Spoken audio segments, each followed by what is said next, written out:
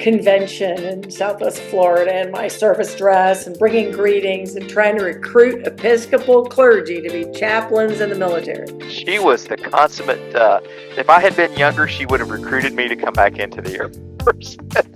But, wow.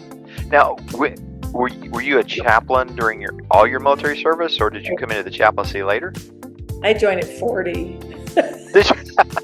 Yeah. Okay. So I knew I was to be a priest from when I was 7 years old. I used to conduct all the funerals for the dead animals in the neighborhood. I'd take my liturgical funeral services. I probably did it out of the prayer book, dead bird. Not that many years ago, maybe 10 years ago, I asked my mother, who was still alive at the time, "Hey, Mom, what did I want to be when I grew up?"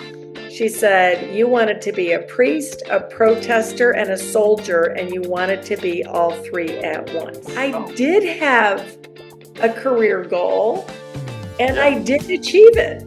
I had been running a museum in Minnesota, and I was going to be leaving the museum and going back to school because I had never finished my bachelor's, but I was teaching marketing at Morehead State University. And I said to Roland one day, I said, "Roland, I'm just enrolled as a student because I need to finish my bachelor's degree so I can go to graduate school." I still wanted nothing to do with the church. "I'm going to go do economic development based on Christian principles."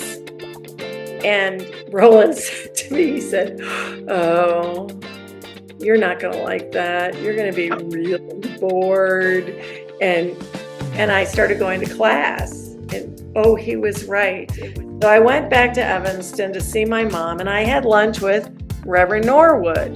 And I told Reverend Norwood about my plans. "Oh yeah, I finished college, PhD, blah, blah, blah." And he said, "Oh, why don't you just cut the crap and, become a Methodist pastor?" Don't you love people like that in your life that just kind of... Every time I write my spiritual autobiography for any of the things we have to write them for, it starts with, "And then I got pissed off because," and then I got pissed off because. Arts ministry and healthcare ministry. And then I started getting recruited to the military, and I'm like, "I'm too old." And they're like, "No, you're not. We need chaplains." So I'm like, "Oh boy, childhood dream, I'll go do this." Because we were talking earlier, the pre-interview interview. Right. And we never get together and just do anything. We spent an hour talking before we actually recorded the episode. Sarah was like, "Well, I don't have this, this idea of reinvention and blah blah blah." And I'm like, "No, that's BS. You did reinvent yourself over and over already, and we haven't even got into the military chaplaincy part yet." But isn't that just what you're doing? I mean, I'm the same person. I'm the same mission, right? I was doing the funerals for the birds when I was a child.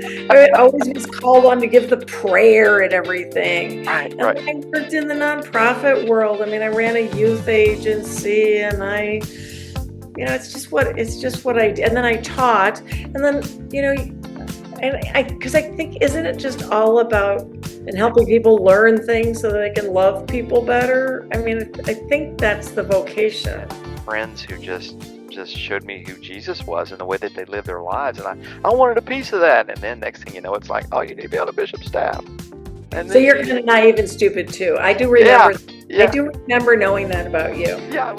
I would encourage them to do a couple of things.